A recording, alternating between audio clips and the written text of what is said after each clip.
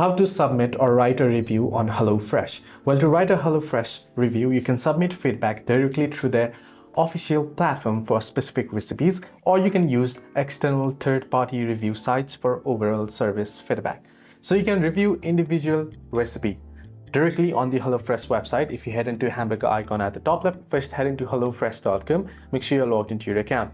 If you tap on the top left corner, the hamburger icon, you'll be able to see this list of options.